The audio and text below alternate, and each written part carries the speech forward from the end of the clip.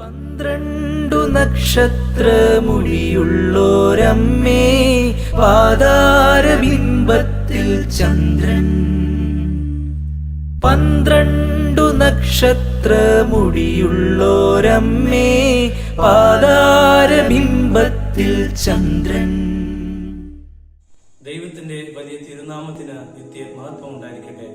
കർത്താവിൽ പ്രിയ സഹോദരങ്ങളെ, ഓഗസ്റ്റ് 1 മുതൽ 15 തീയതി വരെ സഭയായി, കുടുംബമായി, വ്യക്തിപരമായി നമ്മൾ നോമ്പും പ്രാർത്ഥനയിലും ആയിരിക്കുകയാണല്ലോ. പ്രത്യേകമായിട്ട് ഓഗസ്റ്റ് 15 തീയതി നമ്മൾ മാതാവിന്റെ സ്വർഗാരോപണ തിരുനാൾ ആഘോഷിക്കുമ്പോൾ മാതാവിന്റെ മധ്യസ്ഥതയിലൂടെ എല്ലാ അനുഗ്രഹങ്ങളും കൃപകളും എല്ലാവരിലും ചൊരിയട്ടെ എന്ന് പ്രാർത്ഥിക്കുന്നു, എന്ന് ആശംസിക്കുന്നു. പ്രിയമുള്ള സഹോദരങ്ങളെ, ഈ ദിവസങ്ങളിലൊക്കെയും മാതാവിന്റെ പുണ്യമായ ജീവിതത്തിന്റെ ആധാരത്തിൽ മാതാവിന്റെ പുണ്യമായ ജീവിതത്തെ ധ്യാനിക്കുവാനും ആ ധ്യാനാത്മകമായ ജീവിതത്തിലൂടെ ചില മൂല്യങ്ങൾ നമ്മുടെ ജീവിതത്തിൽ അഭ്യസിക്കുവാനും നമ്മൾ സമയം ചെലവഴിക്കുമല്ലോ.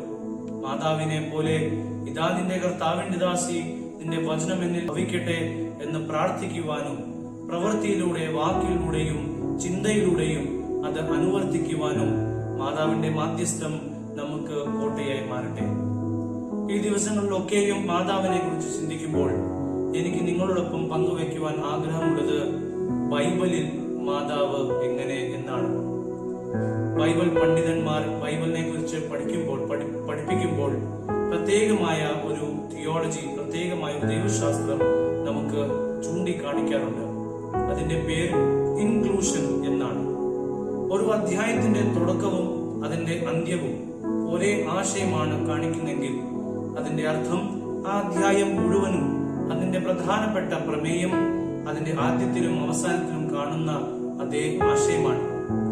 ഈ ഒരു പഠനത്തിന് വിളിക്കുന്ന പേരാണ് ഇൻക്ലൂഷൻ.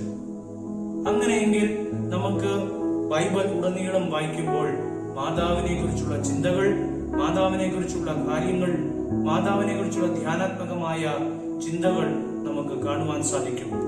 ഉൽപ്പത്തിയുടെ പുസ്തകത്തിൽ 3-ാമത്തെ അധ്യായത്തിൽ നമുക്ക് പ്രത്യേകമായിട്ട് കാണാൻ സാധിക്കും എപ്രകാരമാണ് ആദി മാതാപിതാക്കൾ അധപതനം ചെയ്യപ്പെട്ടത്. ഇതിന് മറുപടിയായി 3-ാമത്തെ അധ്യായത്തിൽ 15-ാമത്തെ വാക്യത്തിൽ നമ്മൾ വായിക്കും, നീയും സ്ത്രീയും തമ്മിൽ, നിന്റെ സന്തതിയും അവളുടെ സന്തതിയും തമ്മിലും ഞാൻ ശത്രുത ഉളവാക്കും, അവൻ നിന്റെ തല തകർക്കും. ഇവിടെയാണ് പ്രിയമുള്ള സഹോദരങ്ങളെ, പുതിയ നിയമത്തിൽ നമ്മുടെ ദൈവമാതാവായ മറിയത്തിന്റെ പുത്രനായി ജനിച്ച യേശു മിശിഹ സർപ്പത്തിന്റെ, സാത്താന്റെ തല തകർക്കുന്ന ആദ്യത്തെ പ്രവചനം നമുക്ക് കാണാൻ സാധിക്കുക. ഇതിന്റെ അർത്ഥം നമ്മുടെ വേദപുസ്തകത്തിന്റെ, നമ്മുടെ ബൈബിളിന്റെ ആദ്യത്തെ പുസ്തകത്തിൽ തന്നെ അമ്മ മാതാവിന്റെ ഒരു പ്രവചനം നമുക്ക് കാണുവാൻ സാധിക്കും. വീണ്ടും നമ്മൾ ബൈബിൾ തിരിച്ചു നോക്കുമ്പോൾ, മുൻപോട്ട് വായിക്കുമ്പോൾ സങ്കീർത്തനങ്ങളിലും ഈ മാതാവിന്റെ പ്രവചനങ്ങൾ നമുക്ക് കാണുവാൻ സാധിക്കും. പ്രത്യേകമായിട്ട് സങ്കീർത്തനം 45 9-ഉം 10-ഉം ഒക്കെ നമ്മൾ നോക്കുകയാണെങ്കിൽ, മകളെ കേൾക്കുക, ചെവി ചായ്ച്ച് ശ്രദ്ധിക്കുക, നിന്റെ ജനതയും പിതൃഭവനത്തെയും മറക്കുക എന്നുള്ള ദിവ്യമായ തിരുവചനം മാതാവ് സഭയോട് പറയുകയാണ്.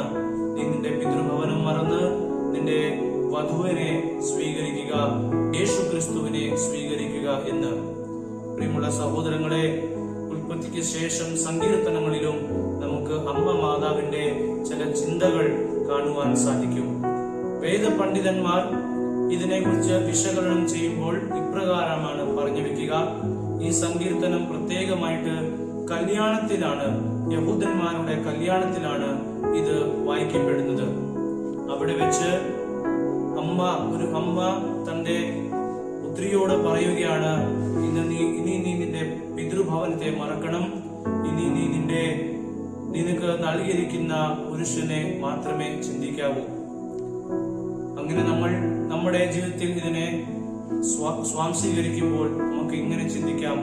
അമ്മ മാതാവ് നമ്മൾ ഓരോരുത്തരോടും പറയുകയാണ്, മകനെ, മകളെ, ഇനി നീ പിതൃകുലത്തെ എല്ലാം മറന്ന് യേശുവിനെ മാത്രം. സഭയോട് പറയുന്ന പ്രവചനമാണ്. സഭ ഇനി ഈ ലോകത്തിന്റെ ചുറ്റുപാടുകളെല്ലാം മറന്ന് യേശു ക്രിസ്തുവിൽ മാത്രം തന്റെ ധ്യാനം ഉറപ്പാക്കുക എന്ന്. വീണ്ടും നമ്മൾ മുൻപോട്ട് പോകും പ്രവാചകന്മാരുടെ പുസ്തകത്തിൽ ഏശയ പ്രവാചകന്റെ പുസ്തകത്തിൽ 7-ാമത്തെ അധ്യായത്തിലും നമുക്ക് മാതാവിനെ കാണുവാൻ സാധിക്കുന്നു. നമുക്ക് എല്ലാവർക്കും സുപരിചിതമായ ഇമ്മാനുവേൽ പ്രവചനം നമുക്ക് കാണാൻ സാധിക്കുന്നത് 7-ാമത്തെ അധ്യായത്തിലാണല്ലോ. 7-ാമത്തെ അധ്യായത്തിന്റെ 14-ാമത്തെ വാക്യം, അതിനാൽ കർത്താവ് തന്നെ നിനക്ക് അടയാളം തരും, യുവതി ഗർഭം ധരിച്ചു ഒരു പുത്രനെ പ്രസവിക്കും, അവൻ ഇമ്മാനുവേൽ എന്ന് വിളിക്കപ്പെടും. ഇവിടെ വെച്ചാണ് യഹോവ ഏശയ മുഖേന ഒരു പ്രവചനം നമുക്ക് നൽകുക. ദാവീദിന്റെ എന്നേക്കുമായി നിലനിൽക്കുന്ന സിംഹാസനം, അവനെ ഇമ്മാനുവേൽ എന്ന് വിളിക്കപ്പെടും. ഇമ്മാനുവേലിന്റെ അർത്ഥം ദൈവം നമ്മോട് കൂടെ. ഈ പ്രവചനവും ഇവിടെ ഉദ്ദേശിച്ചിരിക്കുന്ന യുവതി വേറെ ആരുമല്ല, നമ്മുടെ നമ്മുടെ കന്യക അമ്മയാണ്. ലൂക്കയുടെ സുവിശേഷത്തിൽ പ്രത്യേകമായിട്ട് ഗബ്രിയേൽ ദൂതൻ മാതാവിന്റെ അടുത്ത് വന്ന് സുവിശേഷം അറിയിക്കുമ്പോൾ ഇവിടെ ഈ യുവതിക്ക് വേണ്ടി ഉപയോഗിച്ചിരിക്കുന്ന അതേ ഗ്രീക്ക് പദമാണ് ലൂക്കാ സുവിശേഷകൻ അമ്മ മാതാവിനെ കന്യക എന്ന് പറയുമ്പോൾ ഉപയോഗിക്കുക. അങ്ങനെ പഴയ നിയമത്തിലെ പ്രധാനപ്പെട്ട 3 പുസ്തകങ്ങൾ, പ്രധാനപ്പെട്ട 3 ഘട്ടങ്ങളിൽ ഒക്കെയും നമുക്ക് അമ്മ മാതാവിനെ കാണുവാൻ സാധിക്കും. ലൂക്കാ സുവിശേഷത്തിൽ നമുക്ക് എല്ലാവർക്കും സുപരിചിതമാണ്. ആദ്യത്തെ അധ്യായങ്ങളിലൊക്കെയും എങ്ങനെ അമ്മ മാതാവിനെ വളരെ സുന്ദരമായി സുവിശേഷകൻ അവതരിപ്പിക്കുക, സുവിശേഷകൻ ചിത്രം വരച്ച് കാട്ടുക. ഇതാ ഞാൻ കർത്താവിന്റെ ദാസി, നിന്റെ വിഹിതം എന്നിൽ നിറവേറട്ടെ എന്ന പ്രാർത്ഥനയോടെ മാതാവ് എലിശബത്തിനെ സന്ദർശിക്കുമ്പോൾ അഭിവാദനം ചെയ്തപ്പോഴൊക്കെ ദൈവത്തിന്റെ മാതാവെന്ന് സ്ഥിരീകരിക്കപ്പെട്ടപ്പോഴും യേശുവിനെ ദേശിച്ചപ്പോഴും കാണാതെ പോയ യേശുവിനെ തേടിപ്പോയതും അങ്ങനെ യേശുവിന്റെ പരിസര ജീവിതത്തിൽ അവന്റെ കൂടെ യാത്ര ചെയ്തതും അവസാനം കാൽവരി കുരിശിന്റെ ചുവട്ടിൽ തന്റെ പുത്രന്റെ മൃദുല ശരീരം കൈകളിൽ എടുക്കുകയും വീണ്ടും ലൂക്കാ സുവിശേഷത്തിന്റെ അവസാനത്തിൽ പെന്തിക്കോസ്തിയിൽ, അല്ലെങ്കിൽ നമ്മൾ ആക്ട്സ് ഓഫ് ദി അപ്പോസ്തലനോട്ട് വരുമ്പോൾ പെന്തിക്കോസ്തി ദിനത്തിൽ ശ്ലീഹന്മാരെ പ്രാർത്ഥനയോടെ ഓർമ്മിച്ചു ചേർത്തതും നമുക്ക് പുതിയ നിയമത്തിലൊക്കെയും വായിക്കുവാൻ സാധിക്കും. അവസാനത്തെ പുസ്തകം വെളിപാടിന്റെ പുസ്തകം 12-ാമത്തെ അധ്യായത്തിലും വിശുദ്ധ യോഹന്നാൻ നൽകുന്ന വിഷൻ നമുക്ക് ചൂണ്ടിക്കാണിക്കുന്നത് ഒരു സ്ത്രീയുടെ കാലിന്റെ ചുവട്ടിൽ ഒരു സർപ്പത്തിന്റെ തല തകർക്കുന്നു. ഉൽപ്പത്തി പുസ്തകത്തിൽ പറഞ്ഞ പ്രവചനം അവസാനിക്കുന്നത് ഈ വെളിപാടിന്റെ പുസ്തകം 12-ാമത്തെ അധ്യായത്തിലാണ്. 12-ാമത്തെ അധ്യായത്തിൽ ഈ സ്ത്രീയെ വിവരിക്കുന്ന വിശേഷങ്ങൾ നമ്മൾ ഗൗനിച്ചാൽ, വിശേഷങ്ങൾ നമ്മളൊന്ന് ധ്യാനിച്ചാൽ നമുക്ക് മനസ്സിലാക്കുവാൻ സാധിക്കും, അത് വേറെ ആരും തന്നെയല്ല, അമ്മ മാതാവാണ്. പ്രിയമുള്ള സഹോദരങ്ങളെ, അങ്ങനെ ഉൽപ്പത്തിയിലൂടെ, സങ്കീർത്തനങ്ങളിലൂടെ, പ്രവാചകന്മാരുടെ പുസ്തകത്തിലൂടെ, പുതിയ നിയമത്തിൽ സുവിശേഷത്തിലൂടെ, ആക്ട്സ് ഓഫ് ദി അപ്പോസ്റ്റൽസിലൂടെ, പിന്നെ ഏറ്റവും അവസാനത്തെ പുസ്തകം ഉൽപ്പത്തിയിലും അമ്മ മാതാവിനെ നമുക്ക് കാണുവാൻ സാധിക്കും. ഇതിന്റെ അർത്ഥം ഇൻക്ലൂഷൻ എന്ന ദൈവശാസ്ത്രം നമ്മൾ ഉപയോഗിക്കുകയാണെങ്കിൽ നമ്മുടെ കൂടെ ആയിരിക്കുന്ന ദൈവത്തിന്റെ പദ്ധതിയോട് ഏറ്റവും കൂടുതൽ ചേർന്ന് നിന്ന ഒരു അമ്മയാണ്. അമ്മയുടെ സ്വർഗാരോപണ തിരുനാളാണ് നമ്മൾ ആഘോഷിക്കാൻ പോകുന്നത്. യേശുവിന്റെ ജീവിത തുടക്കം മുതൽ അവസാനം വരെ അവന്റെ കൂടെ നിന്ന ഒരു അമ്മ അവസാനം ഈ യേശു മിശിഹ നമ്മളോടുള്ള സ്നേഹത്തെ പ്രതി നമുക്ക് ദാനമായി നൽകുകയാണ്. ദൈവമാതാവ് നമ്മൾ ഓരോരുത്തരുടെയും അമ്മയാണ്. നമുക്ക് ഈ അമ്മയുടെ മാധ്യസ്ഥം മുറുകെ പിടിക്കാം. ഈ അമ്മയുടെ മാധ്യസ്ഥം നമ്മുടെ കുടുംബങ്ങൾക്ക്, നമ്മുടെ ഇടവകൾക്ക്, നമ്മുടെ സഭയ്ക്ക്, നമുക്ക് കോട്ടയായി മാറട്ടെ എന്ന് പ്രാർത്ഥിക്കുന്നു. പിതാവും പുത്രനും പരിശുദ്ധാത്മാവിനും സ്തുതി, ആദ്യം മുതൽ എന്നേക്കും. ആമേൻ.